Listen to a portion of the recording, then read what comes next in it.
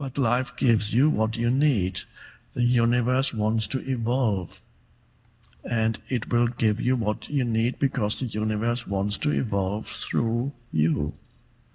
And if it's being blocked by certain things, it will give you what you need to unblock.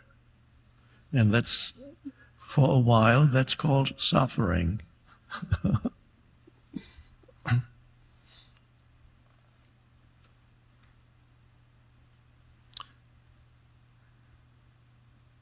Now your challenge, of course, is, first of all, as you sit here,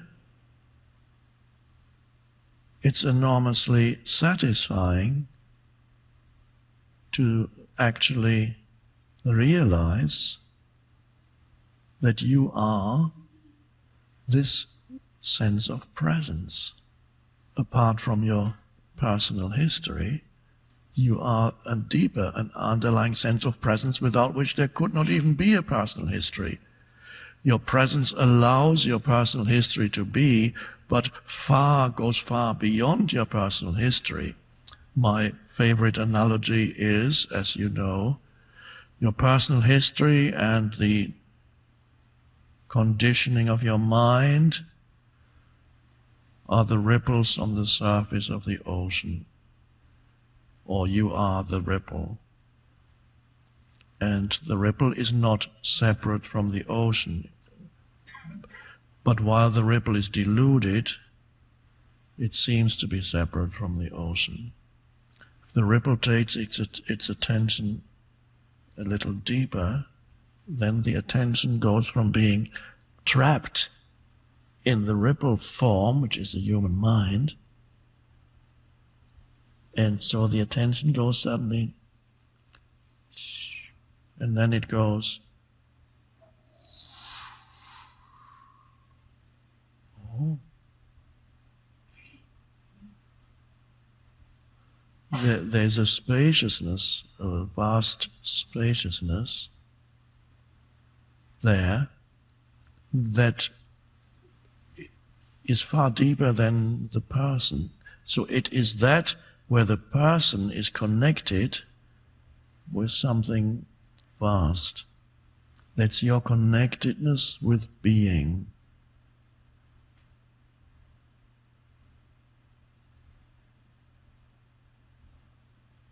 And maybe that's the wonderful little happy song we listened to yesterday, which, as Oprah said, came to him kind of inspiration. All things that have certain aliveness, power, come to you from the greater consciousness. It has a line in it, if you feel like a room without a roof. Where does that come from? A room without a roof. It's just, okay, you're no longer confined. It's my interpretation. I'm sure Pharrell Williams may not know where that came from. It was inspired. So you're usually confined in your identity, and suddenly I just gave you this image of something opening up here, but you might as well say up here. So suddenly you open up into spaciousness, room without a roof. And then, of course, your sense of aliveness deepens, and some people may call that happy, or joyful, or deeply peaceful, or still.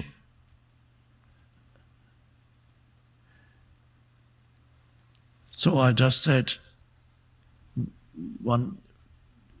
there's two of you. It's not really two. It's just a brief way of looking at it. There's the personal me, the personal self, and the vaster.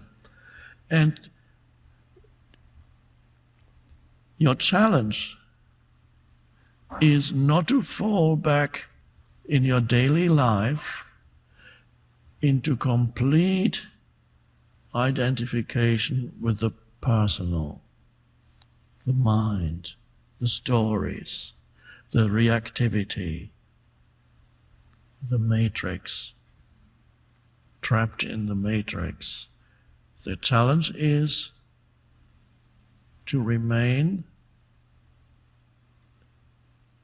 stay aware of the spaciousness within you. And then you go about your life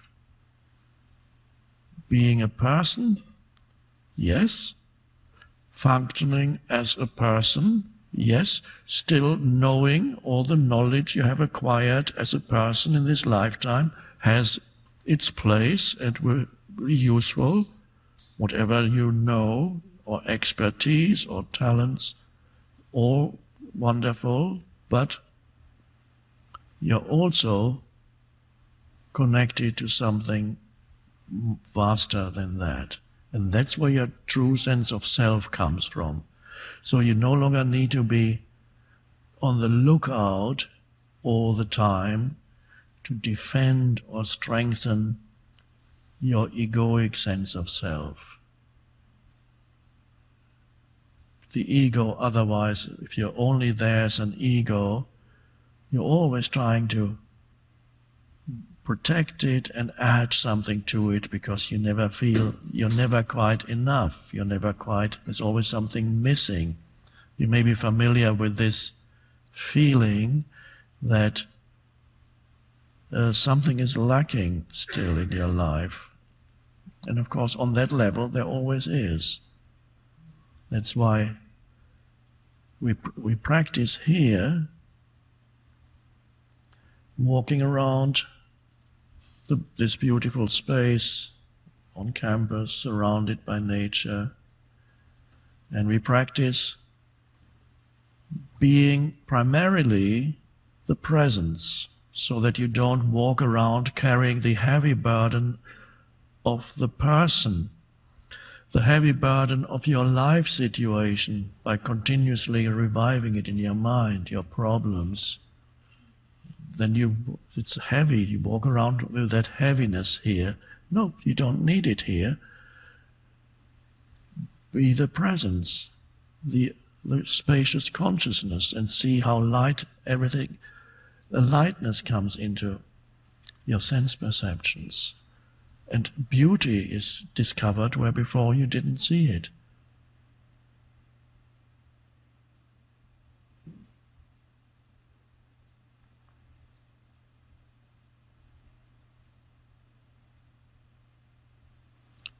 So as we sit here, the enjoyment of being here right now is in realizing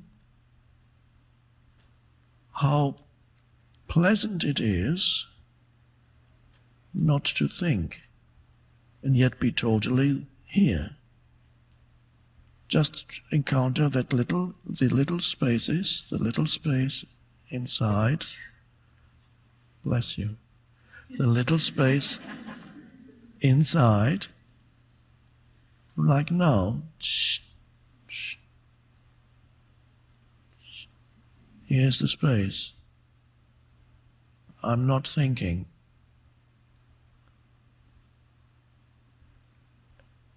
But the essential I is here.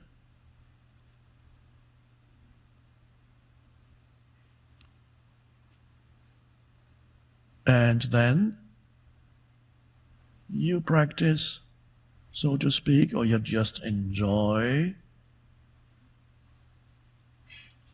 looking at things as you walk around the campus or beyond. You enjoy your newfound ability, or for some of you it's not new anymore, you're already living it, and for quite a few it may be relatively new. You enjoy your newfound ability, which is amazing, that you can perceive things, you can look and listen, or even use other senses, and are no longer compelled to continuously mentally interpret or name whatever it is that you are perceiving. In other words, the running commentary in your mind subsides. And that brings a depth and an aliveness to your perceptions, like a renewal of your very self, and you go. Occasional thoughts, of course, will pop up, but they are no longer considered very important.